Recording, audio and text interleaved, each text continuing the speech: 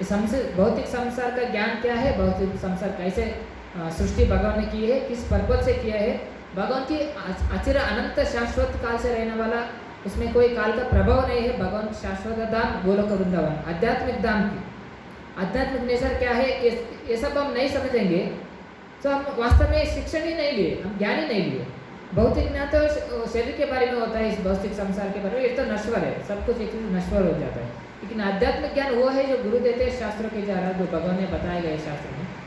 इसमें आध्यात्मिक ज्ञान भौतिक ज्ञान दोनों भी है। इसमें इस संसार में कैसे जीना चाहिए बिना पाप रहित, और भगवान की धाम में कैसे वापस जाना चाहिए, भगवान की भक्ति की कितना महत्व है, और ज्ञान क्या होता है, अज्ञान क्या होता है, कर्म क्या होता है, अकर्म क्या होता है, विकर्म क्या होता है, ये सारी ज्ञान भगवान ने दिए, सारी ज्ञान भगवान ने दिए।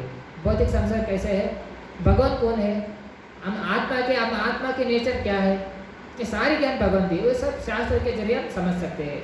तो अभी शास्त्र के जरिए ये भी कहा गया है गुरु का क्वालिफिकेशन क्या है। मैं लास्ट टाइम करूँ, गुरु जो भगवान के भक्त होने चाहिए, है ना, और श्रोत्रिय वो उनकी गुरु होना चाहिए, वो की परंपरा के अनुसार उनकी गुरु से वो जानना चाहिए, श्रोत्रिय ब्रह्मनिष्ठा।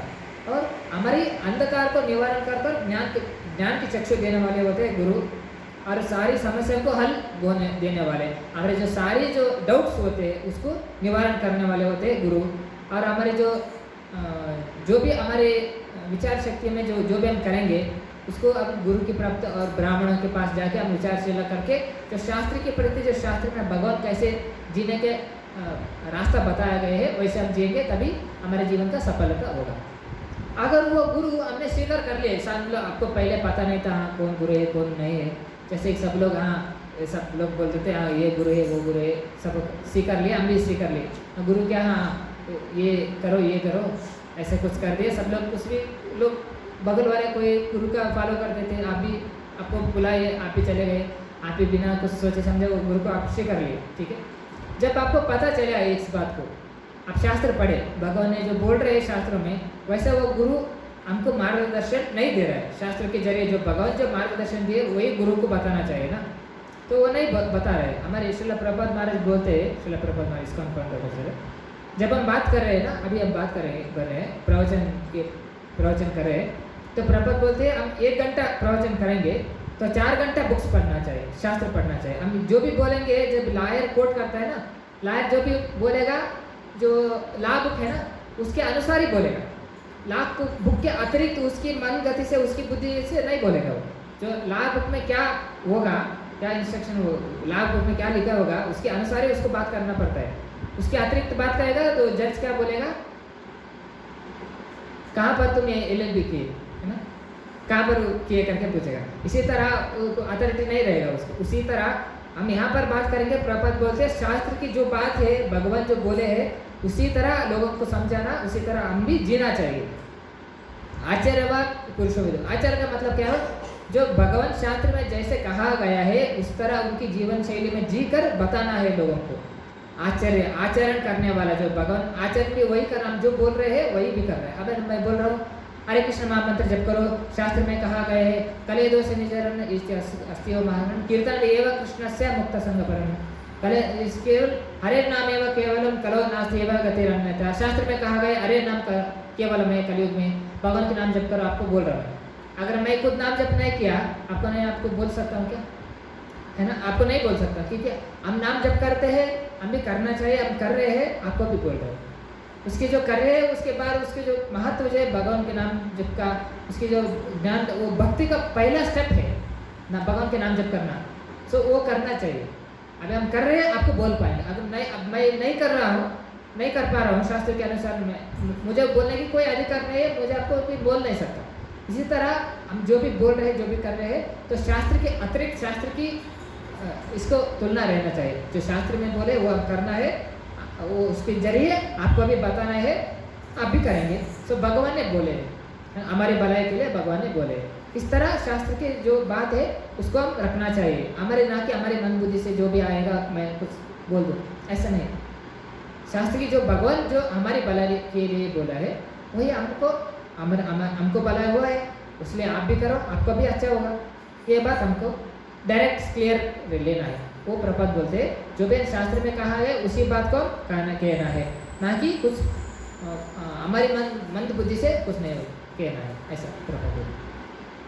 इसी तरह शास्त्र में कहा जाए जो गुरु होते हैं उसको क्वालिफाइड नहीं है, जो धर्म के विरुद्ध चले गया, उनकी स्वार्थ के लिए धर्म के विरुद्ध चले गया, तो उनको वैसे गुरु को धिक्कार दो, शास्त्र कहता है ना। अभी यहाँ पर क्या किए, यहाँ पर क्या कह रहे हैं, विवेचने कಳೆದುಕೊಂಡ गुरु, विवेचने मतलब उनकी बुद्धि का क्षमता जो भूल गया गुरु, वो मंदमती हो गया गुरु। वो विवेक शक्ति को, विवेक शक्ति का मतलब है ज्ञान, एक होता है ज्ञान, एक होता है विवेक का, एक ज्ञान शक्ति, एक विवेक शक्ति।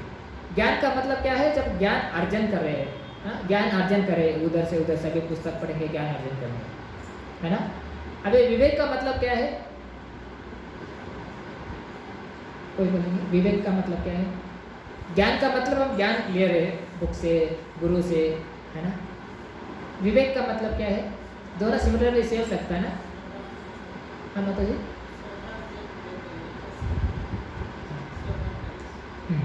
तो विवेक का मतलब होता है जिस समय पे किस व्यक्ति के साथ क्या बोलना चाहिए, किस समय पे क्या करना चाहिए, क्या नहीं करना चाहिए, है ना। इसको बोलते हैं विवेक शक्ति। यानी कि अभी मैं यहाँ पर बैठा हूँ, अभी आपको भगवद गीता के बारे में बता रहा हूँ, ठीक है। अभी मैं बोल रहा हूँ जो भगवद गीता में जो उसके अनुवाद से जो भी कथा है, भागवत पुराण भगवद गीता जो भी वो आ रहा है, उसके अनुसार मैं आपको बोल रहा हूँ। अगर मैं यहाँ पर बैठा हूँ, भगवद गीता पढ़ रहा हूँ, अगर मैं आपको बैठ के भगवद गीता पढ़ने की वजह, मैं आप अभी भगवद गीता पढ़ रहा हूँ, उसके बारे में मैं मूवी के विचार लगा, हाँ वो समय पे वो पिक्चर आया था, है ना, वो बहुत अच्छा था, बहुत लोग चले थे, वो उतना साल तक चला था पिक्चर, वो बात करूँगा तो क्या होगा, ठीक नहीं होगा ना। उसी को बोलते हैं विवेक शक्ति। यानी कि किस समय पे क्या कुछ समय पर क्या बोलना चाहिए, किस व्यक्ति के साथ क्या कहना चाहिए। अभी आप बैठ रहे हो, आप सब हिंदी, एक्चुअली आज तेलुगु क्लास था, प्रभु जी एक ही तेलुगु है, वो भी प्रभु जी बोले हिंदी में भी करो, तो एक्चुअली नहीं तो मैं तेलुगु में भी ट्रांसलेट करने वाला था, तो प्रभु जी भी है, ये भी तेलुगु। हरे कृष्ण। तो अभी आप हिंदी समझ रहे सब लोग, अब सब लोग हिंदी, आप ही हिंदी समझते, तो इसलिए मैं हिंदी बोल रहा हूँ। एक्चुअली मेरा मदर टंग है कन्नड़ा, मैं पूरा कन्नड़ा बोलते चले जाऊँ तो क्या होगा, ऐसा होगा। इसी तरह विवेक का शक्ति ये होता है जब एग्जाम का टाइम है, अभी एग्जाम माल में पूरा साल एक साल पढ़ लिया मैंने, ठीक है। अभी एग्जाम पे यहाँ पे बैठ रहा हूँ, अभी एग्जाम का पेपर दिए गए मेरे को, एग्जाम लिखना है अभी मेरे को। अभी मैं क्या कर रहा हूँ, मोबाइल लेके गेम खेल रहा हूँ, वीडियो गेम।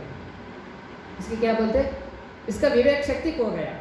मतलब जिस समय पे क्या करना चाहिए, जिस व्यक्ति के साथ क्या बोलना चाहिए, क्या करना चाहिए, वो उसको बोलते हैं विवेक शक्ति, विवेक ज्ञान। एक बोलते हैं ज्ञान, एक बोलते हैं विवेक ज्ञान, इसको बोलते हैं। इसलिए एक ज्ञान, एक विवेका, एक बुद्धि, एक विवेका। बुद्धि शक्ति बताता है, विवेक बोलता है कि इस समय पे किसके साथ क्या करना चाहिए, क्या बात करना चाहिए, वो बात करना है। अभी आप बच्चे के साथ कैसे बात करेंगे, आप बड़े के साथ कैसे बात करेंगे, आप माता पिता के साथ कैसे बात करेंगे, वो विवेक का शक्ति है। अगर आप किसी दोस्त के साथ अभी बात कर रहे हो, आपके दोस्त के बोलते आ रहे हो रे जा रहे, ऐसा बात करें। अभी आपके गुरु के सामने पढ़े हो, अभी क्लास में गए हो, वो आगे उनके मास्टर है, टीचर है, उनको वो बात हम नहीं बोलेंगे ना, टीचर को वो बात हम नहीं बोलेंगे। वही उसी को बोलता है विवेक शक्ति। किसके साथ, किसके आगे, किस समय पे क्या बोलना चाहिए, क्या काम करना चाहिए, क्या नहीं करना चाहिए, इसको ज्ञान को समझना चाहिए, इसको बोलते हैं विवेक। ठीक है, अभी विवेक क्लियर हो गया। तो इसी तरह अभी गुरु का जो विवेक शक्ति जो है, वो अभी क्योंकि उनकी भौतिक दृष्टिकोण से उनको सोचने से, अभी द्रोणाचार्य किसके आपोजिट कर रहा था, द्रोणाचार्य ने पांडव के जो विरुद्ध है उनके अपोजिट कर रहे थे ना, दुर्योधन के पक्ष में थे। उनको पता था दुर्योधन कितने सब बड़ा आधार भी है, लेकिन उनकी जो केवल उनकी जो पालन कर रहा है, उनकी संसार को जो चला रहा है, यानी कि जो उनकी जो खान पीने का जो सभी था वो उन्हीं से आता था, इनसे दुर्योधन से। इसलिए वो उसकी वजह से मैं अन्न कर रहा हूँ, बोलते हैं किसने, हाँ मेरा इसको उपकार किया, अन्न का मेरा ऋण है उस पर, वो अन्न दिया मेरे को, है ना। उस तरह वो उस ऋण पे लेके भगवान श्री कृष्ण के प्रति विरुद्ध, अधर्म के प्रति विरुद्ध खड़ा हो गया। वो उतने अपने बुद्धि में सोच लिए ना, वो डायरेक्ट उनको पता था, वो तो आचार्य जी है, द्रोणाचार्य भौतिक, लेकिन वो भौतिक गुरु है तो सारी शस्त्रास्त्र विद्या सिखाए अर्जुन जी को, लेकिन वो ये नहीं सोचेगा, उनको पता होना चाहिए ना साक्षात भगवान कृष्ण है उनके पक्ष में। जब भगवान कृष्ण के उनको नहीं समझ में नहीं आया अभी क्या करना है, तो एटलीस्ट उनको क्या करना चाहिए, अपने डिसीजन लेने के बजाय भगवान कृष्ण से बात कर लेते। अभी मैं इस परिस्थिति में ऐसे धर्म संकट परिस्थिति में हो, आगे मैं पांडवों के पक्ष ज्वाइन करूं या फिर कौरवों के पक्ष ज्वाइन करूं, भगवान से पूछ लेते। लेकिन वो बात नहीं पूछे, क्यों नहीं हो? अगर भगवान पूछे तो भगवान बोल देते, अगर भगवान बोले तो हाँ ठीक है, आप उनकी वजह से आप अन्न खा रहे हो, तो इसलिए युद्ध सिखा रहे आपके लिए, इसलिए उनकी पक्ष करो। भगवान थोड़ी बोलते ऐसे, है ना। भगवान बोलते थे धर्म में जो भगवान की लॉ ऑर्डर होते हैं, धर्म वही सबसे, धर्म में भी बहुत सारे धर्म होते हैं, पुत्र धर्म, इसमें किस धर्म के लिए क्या करना चाहिए वो इम्पोर्टेंस होता है। पुत्र धर्म होता है, ऋषि ये कौन सा गुरु का धर्म अलग होता है, माता पिता का धर्म होता है ना। बहुत सारे धर्म है अलग अलग रीति, जिसमें इसका मतलब किस परिस्थिति में किस पोजिशन में होंगे, उस परिस्थिति में हमारे सारे धर्म रहता है। जैसे कि अभी आपके पुत्र का धर्म क्या होता है, माता पिता को अच्छे से देखभाल करना अजन्म तक, है ना। माता पिता की बातों को मानना, है ना। उनकी जो भी बात बोले उनकी गुणवत्ता पूर्णक उनकी सेवा करना अजन्म पर। माता पिता के धर्म क्या होता है, पुत्रों के अच्छे से देखभाल करना, उनकी जो भविष्यवाणी को ये करना। गुरु का धर्म क्या होता है, तो उनकी शिष्यों को अच्छे से शिक्षण देना शास्त्रों के जरिए, है ना। इसी तरह स्त्री का धर्म, माता जी का धर्म क्या होता है, उनके पति के अच्छे से सेवा करना, है ना। और बच्चों को अच्छे से पालना, उनकी माता पिता से अच्छे से जो भी बोले उनकी ये रिस्पेक्ट देना। ये सब डिफरेंट तरह का धर्म होता है। इसी तरह सबसे उच्चिष्ट धर्म कौन होता है, भगवान कृष्ण का भक्ति करना।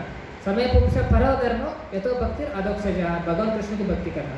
ये सब करते हुए सबसे धर्म की किस तरह से हम कैसे धर्म फॉलो करना चाहिए वो भी हम देखना चाहिए।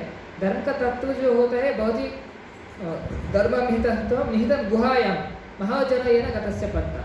हम तर्क प्रतिष्ठा श्रुतय विभिन्न, हम तर्क प्रतिष्ठा कर सकते हैं, लेकिन उसमें धर्म को हम बहुत बड़े आचार्य लोग बहुत बड़े होंगे, उनके हम वार्तालाप करके हमारे जो धर्म संकट हो जाए हमको, तब उनसे वार्तालाप करके हम धर्म क्या करना चाहिए क्या करना नहीं करना चाहिए वो हम सोच विचार करके करना चाहिए।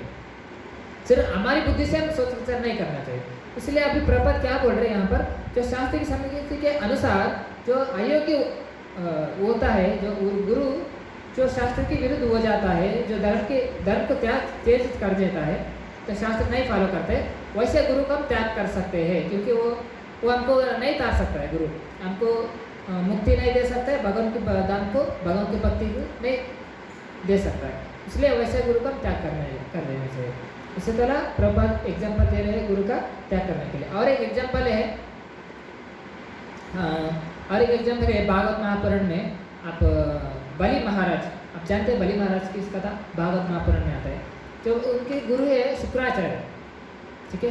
तो उनके गुरु शुक्राचार्य ने जब बलि महाराज, जब भगवान वामन देव, आपको पता है ना भगवान वामन देव, 3 स्टेप भगवान वामन, वो भगवान, हाँ माता जी 3 स्टेप डाले, एक पृथ्वी से एक आकाश से एक सारे अंतर से डाल दिए। हाँ सर पर कहाँ, अभी दूसरा स्टेप कहाँ पर रखो, बलि महाराज बोले मेरे सर पर रखो। उससे पहले बलि महाराज को उनकी गुरु शुक्राचार्य ने बोला ये नहीं है, ये जो है ये जो वामन देव है वो विष्णु का अवतार है, भगवान विष्णु का अवतार है। ये भगवान विष्णु वामन देव అని भगवान विष्णु की अवतार మీరు అంత శరణాగతి అవ్వద్దు, అంటే శరణాగతి అయిపోతే మీరు అంతరి దోచేస్తారు అని శుక్రాచార్య చెప్తారు గురుగారు. ఎవరికి గురువారు? శుక్రాచార్య, వీరికి గురు बलि महाराज गुरु, असुर गुरु शुक्राचार्य, देवता गुरु बृहस्पति। अंटे जो देवता गण जो है उनकी गुरु जो है, सारी देवताओं के गुरु कौन है? बृहस्पति। और जो सारे असुर जो है, असुरों के जो गुरु है वो कौन है? शुक्राचार्य। तो वो क्या बोले, उसी क्षण में बलि महाराज जी उनकी गुरु शुक्राचार्य को त्याग दिए। क्यों? क्योंकि वो भगवान के गुरु का लक्ष्य क्या है? भगवान के चरण पर पहुंच जाना, भगवान की भक्ति कराना, यही मनुष्य जन्म का लक्ष्य है ना। लेकिन वो क्या किए शुक्राचार्य, भगवान खुद आए बलि महाराज बोले भगवान खुद आ गए मेरे द्वार पे భగవంతుడు వచ్చారు మన దారిలో ఇప్పుడు భగవంతుడు వచ్చి భిక్షను అడుగుతున్నాడు వామల శరీరంలో ఇప్పుడు మీరే చెప్తున్నారు స్వయం విష్ణు భగవాన్ విష్ణుడు అని కానీ మీరు చెప్తున్నారు శరణాగతి అవ్వద్దు అని మీరైనా గురువు మీరు ఎలాంటి గురువు మీరు గురువు అంటే భగవంతుడు భక్తి చేయాలి భగవంతుడు పనులు చేయాలి కదా కానీ మీరు భగవంతుడు వచ్చినప్పుడు వాడే భగవంతుడే మన దగ్గర వచ్చి అడుగుతున్నాడు అంటే త్రిపద్దుకు అడుగుతున్నారు నేను ఎలా నిరాకరణ చేయాలి అది అసంభవని మీరు గురువుడే నేను తిరస్కరిస్తామని తిరస్కరిస్తారు బలి మహారాజు అప్పుడు భగవంతునికి శరణవుతారు అప్పుడు భగవంతునికి సుతడలోకి అతడలోకి అక్కడ వెళ్ళి రాజన్ ఇస్తారు భగవంతుడు అక్కడ బలి महाराज को बलि महाराज बोलते हैं जो अभी उनको गुरु जो शुक्राचार्य जो होते वो बोलते हैं ये जो वामन है भगवान वामन विष्णु का अवतार वामन है आप इसको शरणागत हो गए वो अगर त्रिपद भूमि मांग रहा है अगर आप दे दिए तो सारी समस्त माफ लेगा त्रिपद में यानी कि 3 स्टेप्स में सारी दुनिया को माफ लेगा सारे ब्रह्मांड को माफ लेगा अगर आपको कुछ नहीं मिलेगा सब कुछ तो ये हो जाएगा आपका आप उनके शरणागत मतलब आप प्रॉमिस मत दो उनकी त्रिपद देने का स्थान देने का ये मत दो जब क्या बोलते हैं बलि महाराज क्या बोलेंगे अगर स्वयं भगवान विष्णु आ रहे हैं मेरे पास त्रिपद भूमि 3 स्टेप्स मांग रहे हैं अगर मैं गुरु का लक्ष्य गुरु यही होना चाहिए जो भगवान की भक्ति सिखाए भगवान के पास पहुंचाने का सिखाए इस संसार के चक्र में कार्य चक्र से पार होकर सारे अज्ञान को निकाल कर भगवान के पास जाना है लेकिन वो भगवान खुद मेरे पास आए तो मैं क्यों आप बोल रहे हैं कि भगवान के पास शरणागत मत हो उनके आश्वासन मत दो त्रिपद देने के तो आप मैं आपको गुरु मैं स्वीकारूंगा मैं आपको त्याग दूंगा गुरु करके शुक्राचार्य को त्याग किया बलि महाराज है ना इसी तरह भगवान जब आए तो भगवान की भक्ति ना सिखाए केवल इंद्रिय तृप्ति सिखाए तो गुरु नहीं होता इसलिए उनको निकाल दिए रिजेक्ट कर दिए बलि महाराज भगवान को शरणागत हुए तो भगवान उनको लोअर ट्रांजिस्टर में राजा बना दिए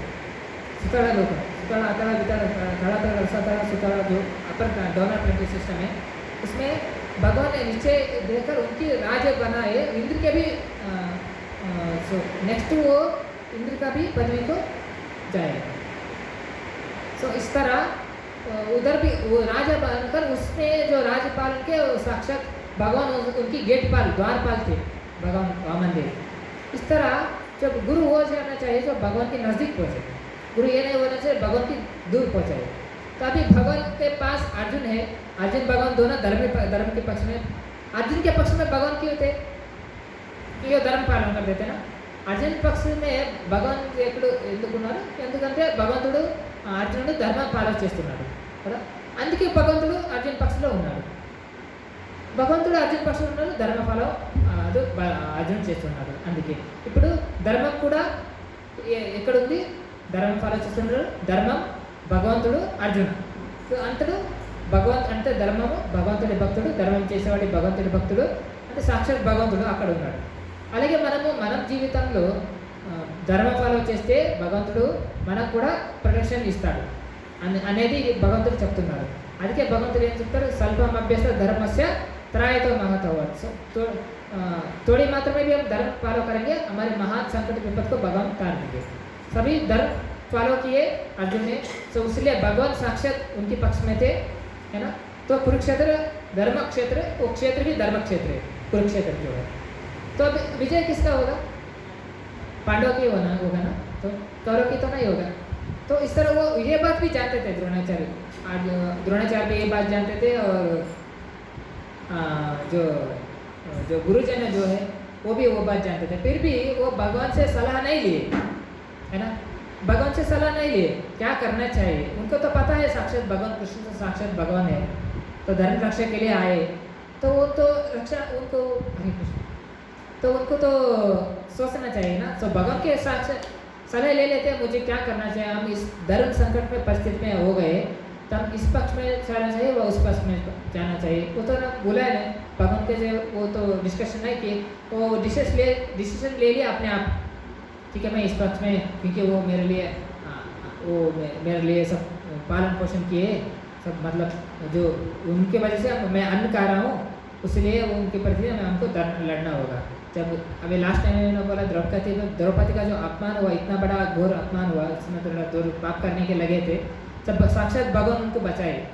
हाँ, तो किसी ने भी कुछ नहीं बोला, क्योंकि उसकी जो केवल इस क्षणिक कार्य के लिए वो सब ऐसे महान पाप को होने के लिए छोड़ दिए, है ना। ये भी बहुत बड़ा गलती हो गया। तो इस तरह इसीलिए हम भगवान की जो दिए हुए ज्ञान के लेकर हम किसी भी हमारे जीवन की कठिन परिस्थितियाँ हो, जो गुरु से और प्रामाणिक गुरु से, यानी कि जो भगवद गीता के जो पढ़े लिखे जो गुरु होते हैं, और या फिर भगवान के जो महान भक्त होते हैं, और भगवान शास्त्र पढ़कर गुरु के पास जाके, हम ब्राह्मणों के पास जाके इसका सलाह लेना चाहिए। हम किसी परिस्थिति में, कष्ट परिस्थिति में हो, हम किसी परिस्थिति ऐसे काम कर रहे हैं तो हमको पता नहीं पड़ रहा है धर्म में अधर्म में, हमको कन्फ्यूजन है, फिर कुछ ऐसा समस्या आ गए, तब ब्राह्मणों से हम शिक्षण लेना चाहिए, शास्त्र के हम शिक्षण लेना चाहिए, ब्राह्मणों की सलाह लेना चाहिए, नहीं तो हम फंसेंगे, नहीं तो हम फंस सकते हैं। इसलिए बहुत ही महत्वपूर्ण होता है, शास्त्र के जरिए हमारे जीवन को जीना चाहिए। इसलिए अभी गुरु को त्याग दिए उन्होंने, इसी तरह अर्जुन को भी यहाँ पर प्रपद बोल रहे, इसी तरह अर्जुन भी ऐसे गुरुओं को त्याग कर सकते हैं। इसमें कोई शो करने का, उसको मारने का, मारने के लिए शो करने का ये नहीं करना चाहिए।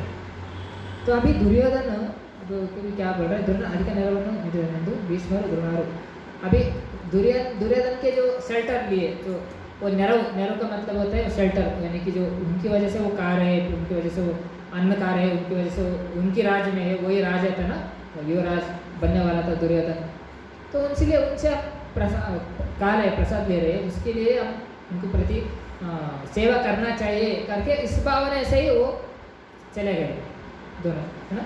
तो इसीलिए प्रभुपाद यहाँ पर बोल रहे, ऐसी परिस्थिति में आप वो पर उच्चिष्ट धर्म प्रदान, ऐसी एक बात ये भी है, भगवान शिक्षण दे रहे हैं इस बात को, ये शिक्षण दे रहे कि आप हमारे जो गुरुजन हो, हमारे जो भीष्म पितामह जैसा महान जन भी हो क्यों ना हो, लेकिन वो धर्म के पक्ष में नहीं है, अधर्म के पक्ष में चले गए, हम उनको अभी हम धर्म पक्ष में, धर्म युद्ध के लिए हम लड़ना पड़ेगा, क्योंकि तो धर्म ही इम्पोर्टेंट है ना।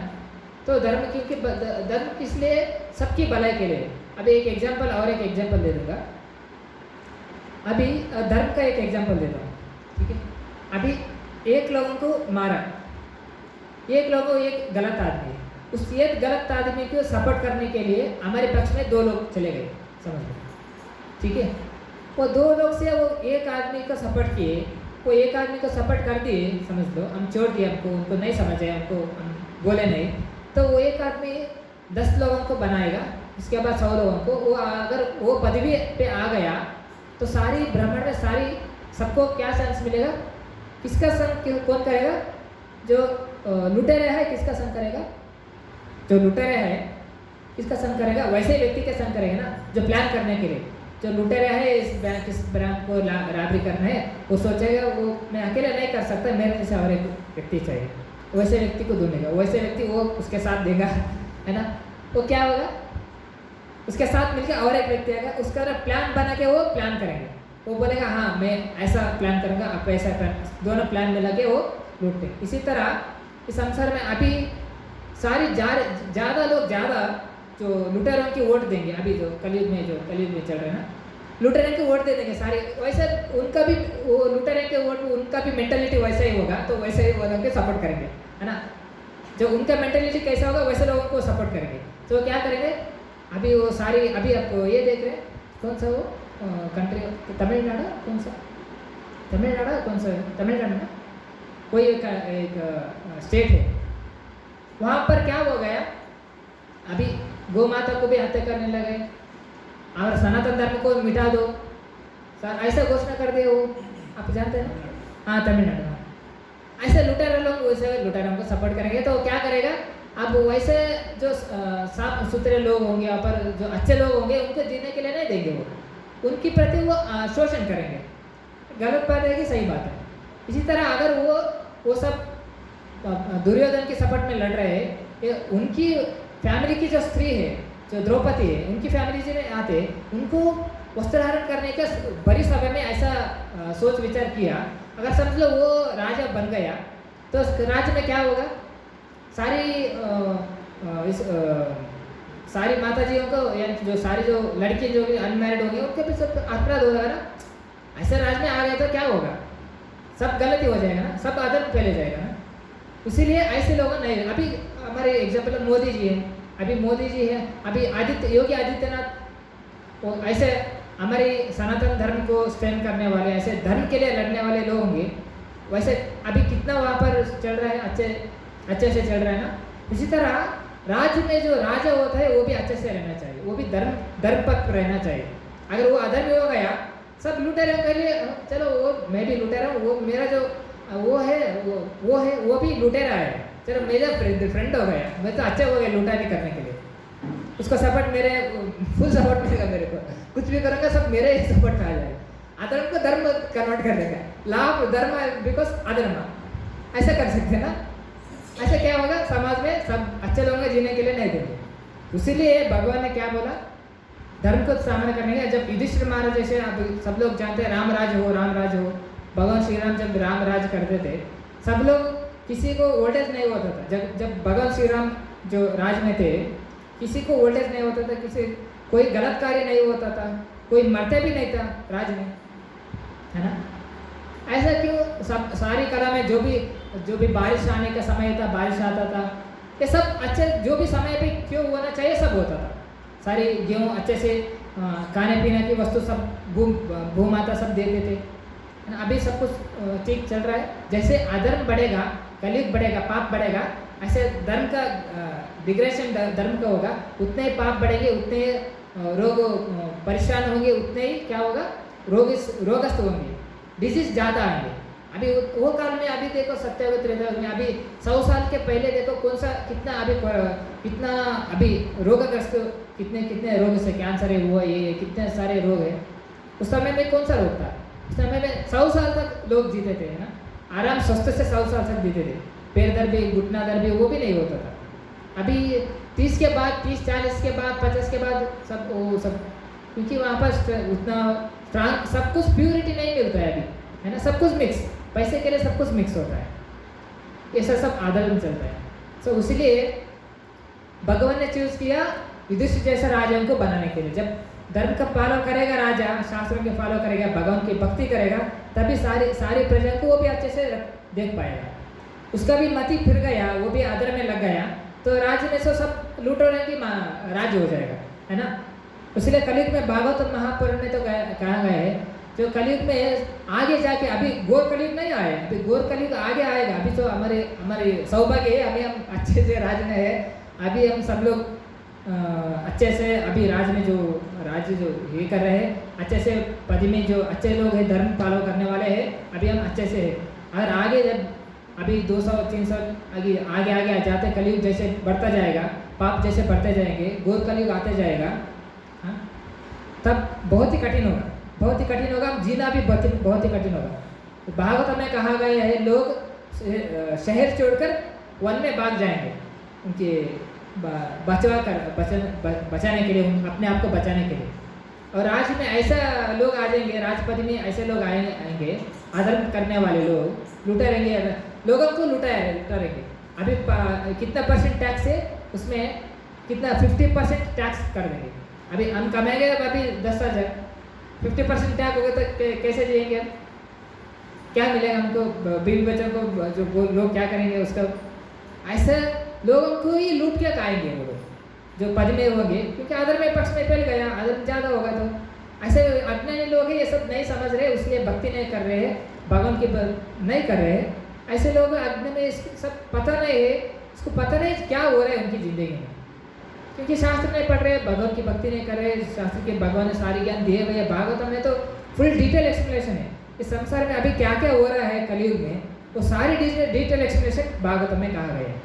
श्रीमद् भागवत महापुराण में लोग कैसे होंगे कलयुग में, कैसे उनकी जिंदगी शैली होगा, कैसे प्रायण अल्प आयुष शब्द कलो अस्मिन् युगे मंद सुमंद मतयो मंद भाग्य उपद्रुतः। भागवत में कहा गया प्रायण अल्प आयुष शब्द, यानी कि कलयुग में जो लोगों की आयुष जो है अल्प है, क्षणिक है, 100 साल मिनिमम 100 साल है। लेकिन अभी 100 साल कौन जी रहा है? कोई अच्छे से हेल्थी से 100 साल जी रहा है? नहीं। प्रायणस अल्पायुष्यसत कलो अस्मिन् युगे जना, कलयुग में सब मंदमति, मंद भाग्य उपद्रव, मंद उपद्रवता, मंद यानी कि मंद बुद्धि वाले लोग हैं। अभी भगवान के बारे में बोलेंगे, भगवान के नाम जप करो, भगवान के बारे में सुनो, भगवान का नाम जप करो, शास्त्र पढ़ो, भगवत गीता ले लो, बोलेंगे अरे क्या करने, समय नहीं, मेरे पास कमाना है, पैसे का पैसे। वो मृत्यु के बाद कहाँ पर जा रहेगा वो भी पता नहीं, धर्म के आधार में पाप पुण्य वो भी पता नहीं। तो ये तो कॉमन सेंस है। मनुष्य में आ गए हम, जब भगवान कौन है, मैं कौन हूँ, मैं इस संसार में क्यों इस जन्म मृत्यु चक्कर से फंसा हूँ, मैं क्यों ये दुख भोग रहा हूँ, मेरे जीवन में दुख क्यों आ रहा है। सबसे बड़ा दुख है जन्म मृत्यु जरा व्याधि, पैदा होना, मरना और रोगग्रस्त होना और हमको ओल्ड एज आना, ये बहुत बड़ी समस्या है। फंसे हुए भगवत गीता में भगवान बोल रहे हैं जन्म मृत्यु जरा व्याधि दुख का दोषान दर्शन। असली दुख है जन्म मृत्यु जरा व्याधि। इस दुख से हम नहीं समझ रहे तो हम ऐसे फंस गए। ये सब नहीं जानता वो तो बहुत बड़ा मूर्ख है। जो मनुष्य में आकर भगवान ने जो ज्ञान दिए है वो नहीं समझ रहे, वही उससे बड़ा मूर्ख कौन हो सकता है। इसलिए भगवत गीता पढ़ना चाहिए। भगवान हमारे लिए जो भलाई बताए गए हैं उसको हम नहीं समझेंगे, उनके बड़ा जो संसार के जो लोग हैं सिर्फ कर्म में लगे हुए, उनके बड़ा लोग मूर्ख कोई नहीं। आप सब बहुत महान हो, आप कलयुग के बहुत बड़े महान, आप इसी के लिए सबके लिए मैं धन्यवाद देता हूँ, क्योंकि आपको जो इतना बड़ा आप जो है आप बहुत बड़े से आप मनुष्य जन्म के सफलता आप करेंगे, क्योंकि आप सब भगवान के दर्शन किए, भगवत कथा सुन रहे हैं, भगवत गीता के बारे में सुन रहे हैं, तो आप बहुत महान हो। तो जो बाहर के लोग हैं किस भगवान के बारे में सुनना नहीं चाहते, भगवत गीता में भगवान क्या हमारे लिए ज्ञान दिए है वो नहीं सुनना चाह रहे, वो पता नहीं, वो अधर्म करे धर्म करे, उसका क्या होगा वो खुद को बारे में नहीं पता है। वो भाग रहे जिंदगी में भाग रहे, कहाँ पर भाग रहे वो भी नहीं पता है, तो मरने के बाद कहाँ जा रहे वो भी नहीं पता है। ऐसे लोगों को क्या कहना है ना। इसलिए बहुत ही महत्वपूर्ण है भगवत गीता में जब मनुष्य जन्म आए तो अर्थात तो ब्रह्म जिज्ञासा करना चाहिए, जब मनुष्य जन्म को सफल करना चाहिए। सो इसी तरह ये सारी ज्ञान कौन देगा, गुरु देंगे। जब भगवान ने बताए गए गीता शास्त्र के जरिए, जो पढ़ेगा वो समझेगा, वो सबको बताएगा, वो गुरु होना चाहिए, वो शास्त्र के जरिए होना चाहिए। सो इस तरह जो भगवान के प्रति भक्ति ना सिखाए, भगवान के प्रति भक्ति ना कराए, हमारे जीवन की असली समस्या को ना बताए, वो गुरु नहीं हो सकता। ठीक है। और उसीलिए ऐसे गुरु को त्याग करना चाहिए करके यहाँ पर प्रभुपाद ने एक्सप्लेन दे रहे हैं। तो उस पक्ष में उनको पता था, द्रोणाचार्य को भी पता है और भीष्म पितामह को भी पता है, लेकिन वो फिर भी वो उस पक्ष में थे, भगवान को कंसल्ट नहीं किए क्या करना चाहिए नहीं करना चाहिए। ये भी भगवान का एक जो भी कुछ भी होता है, और एक पक्का सुने हैं आपने, एक भगवान के इसके बिना एक पता भी नहीं हिलता, सबको सुनते हैं। इसी तरह भगवान की ये भी प्लान है, सबको ये समझा रहे हैं भगवान